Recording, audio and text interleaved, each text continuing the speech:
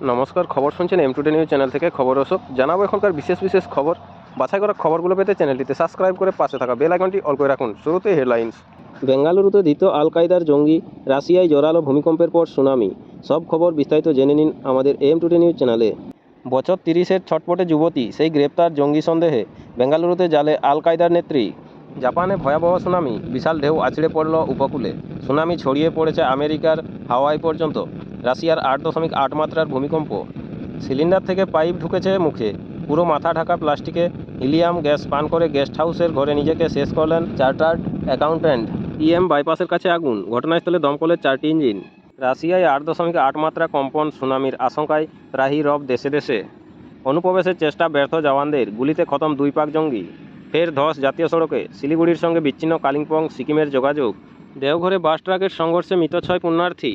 বাবা শহীদ হওয়ার সময় শুধু চোখের জল পড়েছিল মায়ের, সাহকে আক্রমণ প্রিয়াঙ্কার।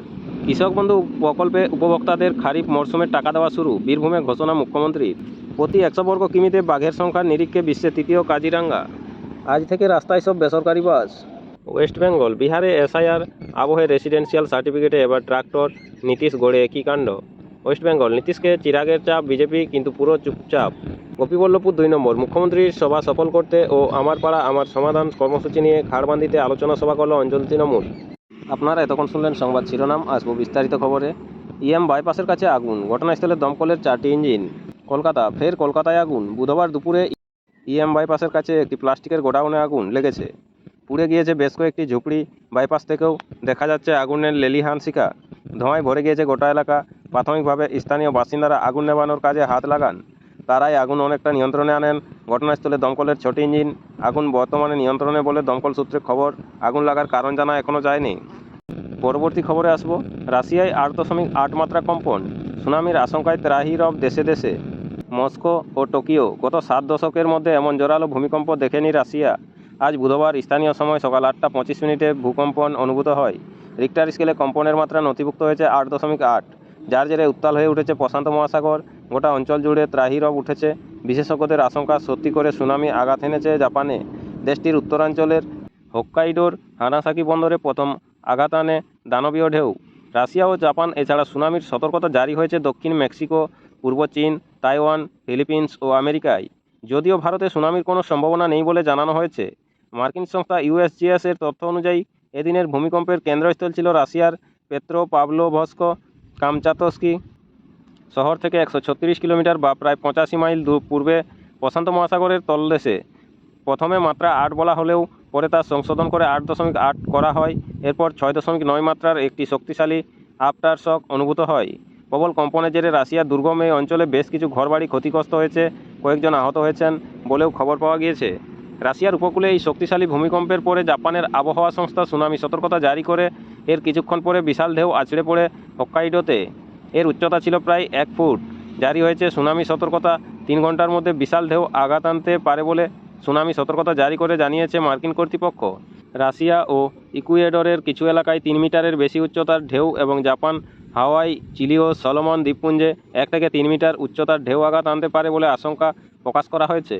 প্রশান্ত মহাসাগরের অন্য অনেক উপকূলীয় এলাকাতেও ছোট ঢেউ পৌঁছাতে পারে, যার মধ্যে রয়েছে আমেরিকার পশ্চিম উপকূল।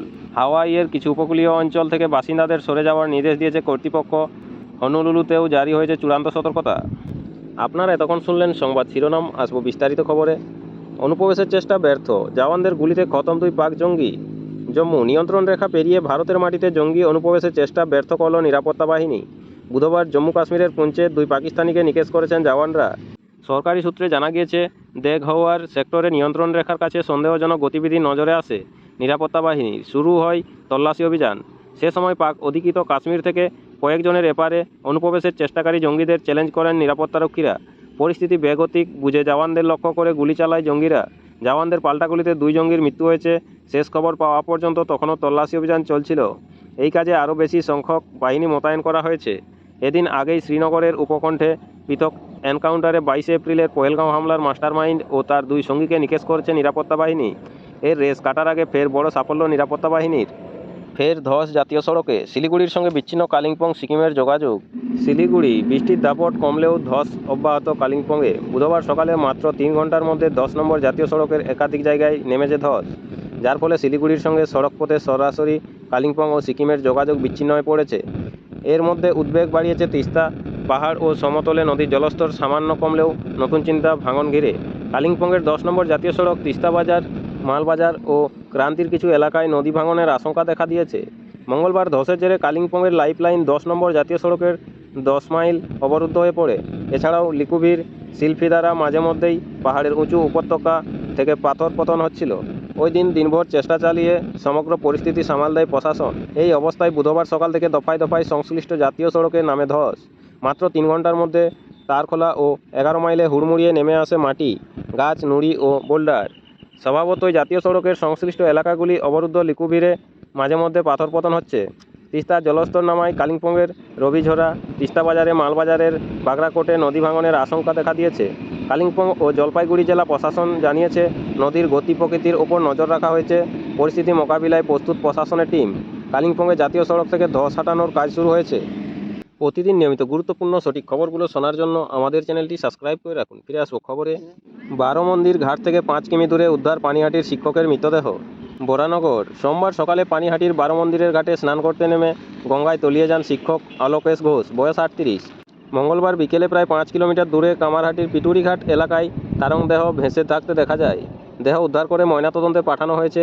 স্থানীয় সূত্রে জানা গিয়েছে, অলোকেশ বাবুর বাড়ি পানিহাটির মিলনগড় এলাকায়। তিনি পানিহাটির রামকৃষ্ণ হাই স্কুলের রসায়নের শিক্ষক। সোমবার সকালে তিনি স্ত্রীকে সঙ্গে নিয়ে 12 মন্দির ঘাটে শিবিরে মাথায় জল ঢালতে গিয়েছিলেন। তার আগে স্নান করার জন্য সস্ত্রীক নেমেছিলেন গঙ্গার ঘাটে। তখন গঙ্গায় ভাটা চলছিল। কোমর সমান জলে দাঁড়িয়ে স্নান করার সময় এই দম্পতি ভেসে যান। তখন গঙ্গার ঘাটে ভিড়ও ভালোই ছিল। স্থানীয়রা বাঁশ ফেলে কোনোরকমে অলোকেশ বাবুর স্ত্রীকে উদ্ধার করেন। এরপর দিনভর বিপর্যয় মোকাবিলা দপ্তর ডুবুরি নামিয়েও তল্লাশি চালালেও অলোকেশ বাবুর হদিশ পাওয়া যায়নি। মঙ্গলবার সকাল থেকে খড়দহ থানার টিম ফের গঙ্গায় তল্লাশি অভিযান শুরু করেছিল। বিকেল 5টা নাগাদ পিটুরিঘাট লাগোয়া গঙ্গায় তার দেহ ভাসতে দেখা যায়। পুলিশ জানিয়েছে, গঙ্গার প্রবল স্রোত শিক্ষকের দেহকে প্রায় 5 কিলোমিটার দূরে টেনে নিয়ে গিয়েছে। বছর 30-এর ছটপটে যুবতী, সেই গ্রেপ্তার জঙ্গির সন্দেহে। বেঙ্গালুরুতে জালে আল কায়দার নেত্রী। বেঙ্গালুরু জঙ্গি সংগঠন আল কায়দার সঙ্গে যোগ থাকার অভিযোগে বেঙ্গালুরুর বছর 30-এর এক যুবতীকে গ্রেপ্তার করল গুজরাটের অ্যান্টি টেরোরিস্ট স্কোয়াড এটিএস। ধৃতের নাম সামা পারভিন। সে ঝাড়খণ্ডের বাসিন্দা। বেঙ্গালুরুতে বাড়ি ভাড়া নিয়ে থাকত সে।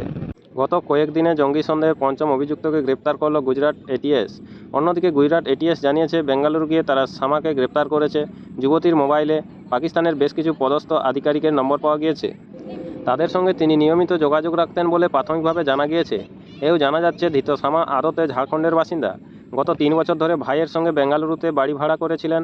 আগে একটি সংস্থায় চাকরি করতেন ওই যুবতী, তবে আপাতত তিনি বেকার ছিলেন। সামা জঙ্গি ভাবতেই পারছেন না তার প্রতিবেশীরা। স্বাভাবিকভাবে তারা ঘুণাক্ষরেও টের পাননি যে সন্ত্রাসবাদী সংগঠনের সঙ্গে কোনো যোগসূত্র থাকতে পারে বছর 30-এর ছটপটে যুবতীর। সামার আগে আরও 4 জনকে গ্রেপ্তার করেছে গুজরাট এটিএস। তাদের বিরুদ্ধেও আল কায়দা যোগের অভিযোগ। ধৃতদের মধ্যে রয়েছেন দিল্লির বাসিন্দা মোহাম্মদ ফাইক, আহমেদাবাদের যুবক মোহাম্মদ ফরদিন, মদাসার সৈফুল্লাহ কুরেশি এবং নয়ডার জেসান আলী। আপনাদের সকলকেই বলা হচ্ছে, যারা নিয়মিত গুরুত্বপূর্ণ খবরগুলো শুনতে চান অবশ্যই আমাদের চ্যানেলটি সাবস্ক্রাইব করে রাখুন। ফিরে আসবো খবরে। পিএম কিষাণ অবশেষে অপেক্ষার অবসান। এই দিন অ্যাকাউন্টে আসবে 20তম কিস্তির টাকা। প্রধানমন্ত্রী কিষাণ সম্মান নিধি যোজনার সুবিধাভোগীদের জন্য বড় সুখবর। দীর্ঘ অপেক্ষার পর অবশেষে আগস্টের প্রথম সপ্তাহে কৃষকদের অ্যাকাউন্টে ট্রান্সফার করা হবে 20তম কিস্তির টাকা। সরকারি রিপোর্টস অনুযায়ী প্রধানমন্ত্রী নরেন্দ্র মোদী আগস্টের প্রথম সপ্তাহে নিজের কেন্দ্র বারাণসী থেকে 20তম কিস্তির টাকা জারি করতে চলেছেন। 2 আগস্ট আসবে 20তম কিস্তির টাকা। ভারত সরকারের কৃষি ও কৃষক কল্যাণ মন্ত্রক এক্স পূর্বে টুইটারও জানিয়েছে যে এখন আর কৃষকদের বেশি দিন অপেক্ষা করতে হবে না। প্রধানমন্ত্রীর 20তম কিস্তির অর্থ আগামী 2 আগস্ট 2025 তারিখে উত্তরপ্রদেশের বারাণসী থেকে সরাসরি কৃষকদের ব্যাঙ্ক অ্যাকাউন্টে পাঠানো হবে। যদি মোবাইলে মেসেজ টোন বাজে, তাহলে বুঝে নিন আপনার অ্যাকাউন্টে প্রধানমন্ত্রী কৃষক সম্মান নিধির টাকা পৌঁছে গিয়েছে। কেন বিশেষ গুরুত্বপূর্ণ পিএম কিষাণের 20তম কিস্তি? পিএম কিষাণ যোজনার 20তম কিস্তিটি বিশেষ গুরুত্বপূর্ণ, কারণ এটি শুধুমাত্র কৃষকদের চাষাবাদের জন্য আর্থিক সহায়তা নিশ্চিত করে। এর পাশাপাশি পরিবারের দৈনন্দিন প্রয়োজন মেটাতেও বড় ভূমিকা পালন করে। এই যোজনায় কৃষকদের বছরে 6,000 টাকার আর্থিক সাহায্য করা হয়। এখন পর্যন্ত দেওয়া 19টি কিস্তির মাধ্যমে প্রায় 9.8 কোটি কৃষক উপকৃত হয়েছেন, যা এই যোজনার সাফল্যকে তুলে ধরে। আগামী 2 আগস্ট প্রধানমন্ত্রী নরেন্দ্র মোদী নিজেই এক বিশেষ অনুষ্ঠানে একটি বোতাম প্রেস করে এই অর্থ কৃষকদের ব্যাঙ্ক অ্যাকাউন্টে ট্রান্সফার করবেন। স্বচ্ছতা বজায় রাখা ও জালিয়াতি রোধে ই কেওয়াইসি ও আধার ব্যাংক অ্যাকাউন্ট সংযুক্তিকরণ বাধ্যতামূলক করা হয়েছে, যাতে সহায়তা প্রকৃত উপভোক্তাদের কাছেই পৌঁছায়। কিভাবে ব্যালেন্স চেক করবেন? পিএম কিষাণ যোজনার 20তম কিস্তি আপনার অ্যাকাউন্টে এসেছে কিনা তা জানতে কী করতে হবে? প্রথমে ভিজিট করুন pmkisan.gov.in হোম পেজে গিয়ে বেনিফিশিয়ারি স্ট্যাটাস অপশানটিতে ক্লিক করুন। এরপর নিজের আধার নম্বর, মোবাইল নম্বর বা ব্যাঙ্ক অ্যাকাউন্ট নম্বর দিন। এরপর গেট ডাটা বোতামে ক্লিক করুন।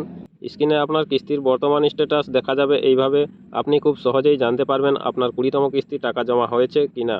প্রতিদিন নিয়মিত গুরুত্বপূর্ণ সঠিক খবরগুলো শোনার জন্য আমাদের চ্যানেলটি সাবস্ক্রাইব করে রাখুন। ফিরে আসবো খবরে। ময়নাগুড়িতে পুকুর থেকে উদ্ধার 6 বছরের শিশুর দেহ। বুধবার সকালে পুকুর থেকে উদ্ধার হলো 6 বছরের শিশুর দেহ। এই ঘটনায় ব্যাপক চাঞ্চল্য ছড়িয়েছে ময়নাগুড়ির রামসাই গ্রাম পঞ্চায়েতের তাওয়াগাব এলাকায়। তদন্তকারী পুলিশ অফিসার জানিয়েছেন, শিশুটির নাম বিক্রম ওরাও। এদিন সকালে শিশুটির বাবা ও মা মাঠে কাজ করতে গিয়েছিলেন। সেই সময় বাড়িতে একাই ছিল ওই শিশুটি। তাদের বাড়ির সামনে একটি পুকুর রয়েছে। মনে করা হচ্ছে খেলা করার সময় কোনোভাবে সে পুকুরে পড়ে যায়। এই ঘটনার বেশ কিছুক্ষণ পর শিশুটির বাবা মা বাড়িতে ফিরে আসেন। তারা শিশুটিকে দেখতে না পেয়ে খোঁজ শুরু করেন। এরপর বাড়ির সামনেই ওই পুকুর থেকে শিশুটির মৃতদেহ উদ্ধার হয়। দেহ উদ্ধার করে ময়নাগুড়ি গ্রামীণ হাসপাতালে নিয়ে যাওয়া হলে কর্তব্যরত চিকিৎসকরা তাকে মৃত বলে ঘোষণা করেন। ময়নাতদন্তের জন্য দেহটি জলপাইগুড়ি নিয়ে যাওয়া হচ্ছে। হঠাৎ বন্ধ নিলাম, জলপাইগুড়িতে উদ্বেগ চা শিল্প মহলে। জলপাইগুড়ি বন্ধ চা নিলাম। টেকনিক্যাল সমস্যার কারণে আপাতত ওই নিলাম বন্ধ রাখা হয়েছে বলে নর্থ বেঙ্গল টি অকশন কমিটি সূত্রে খবর। 11 বছর বন্ধ থাকার পর গত 30শে জুন জলপাইগুড়িতে চা নিলাম চালু হয়। 1 মাস পার না হতেই ফের নিলাম বন্ধ হয়ে যাওয়ায় উদ্বেগ ছড়িয়েছে চা শিল্প মহলে। গত সোমবার নিলাম হয়নি, আগামী সোমবারও নিলাম হবে না বলে জানানো হয়েছে নর্থ বেঙ্গল টি অকশন কমিটির তরফে। ওই কমিটির সম্পাদক প্রতাপ রাউত বলেন, আমাদের বিলিং সিস্টেম নিয়ে একটা সমস্যা দেখা দিয়েছে। এর জেরে ক্রেতারা নিলামে অংশ নিতে চাইছেন না। বিষয়টি নিয়ে আমরা টি বোর্ডকে চিঠি দিয়েছি, তাদের কাছ থেকে এখনও কোনো উত্তর পাইনি। সে কারণে আপাতত জলপাইগুড়ির চা নিলাম বন্ধ রাখা হয়েছে। তবে টেকনিক্যাল সমস্যা কাটিয়ে শীঘ্রই ফের জলপাইগুড়িতে চা নিলাম চালু করা সম্ভব বলে আশাবাদী আমরা। প্রতি 100 বর্গ কিমিতে বাঘের সংখ্যার নিরিখে বিশ্বে 3য় কাজিরাঙ্গা।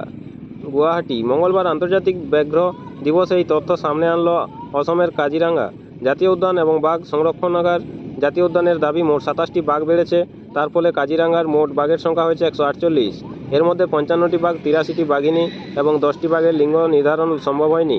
পাশাপাশি নয়া স্বীকৃতি অর্জন করেছে অসমের কাজিরাঙ্গা জাতীয় উদ্যান এবং বাঘ সংরক্ষণাগার। এবার বিশ্বের 3য় সর্বোচ্চ ঘনত্বের বাঘের আবাসস্থলের মান্যতা পেল কাজিরাঙ্গা জাতীয় উদ্যান। হিসেব বলছে, অসমের এই অভয়ারণ্যে প্রতি 100 বর্গ কিলোমিটারে 18টি বাঘ রয়েছে। প্রথম দুটি স্থানে রয়েছে বন্দিপুর ও করবেট ন্যাশনাল পার্ক। 2023 থেকে 24 সালে অভয়ারণ্য জুড়ে বসানো উন্নত মানের ক্যামেরা, সেখানেই ধরা পড়েছে বাঘের ছবি, যা সঠিকভাবে বাঘের সংখ্যা নির্ধারণে সাহায্য করেছে। কাজিরাঙ্গা জাতীয় উদ্যান ও বাঘ সংরক্ষণের ফিল্ড ডিরেক্টর সোনালী ঘোষ জানিয়েছেন, সাম্প্রতিক সময়ে কাজিরাঙ্গায় বাঘের লিঙ্গভিত্তিক পৃথক তথ্য তৈরি করা হয়েছে। ফলে অভয়ারণ্যের বাঘের সংখ্যার আরও সঠিক এবং বিশদ তথ্য পাওয়া গিয়েছে।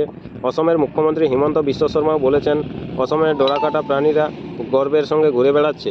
এদিকে বাঘের মৃত্যু সম্পর্কে বিশেষ তথ্য সামনে এনেছে ন্যাশনাল টাইগার কনসারভেশন অথরিটি। দাবি, 2021 থেকে 2025-এর মধ্যে মোট 667টি বাঘের মৃত্যু হয়েছে। 351টি বাঘের মৃত্যু হয়েছে অভয়ারণ্যের বাইরে। নমস্কার, এখনকার স্থানীয় সংবাদটি এই পর্যন্তই।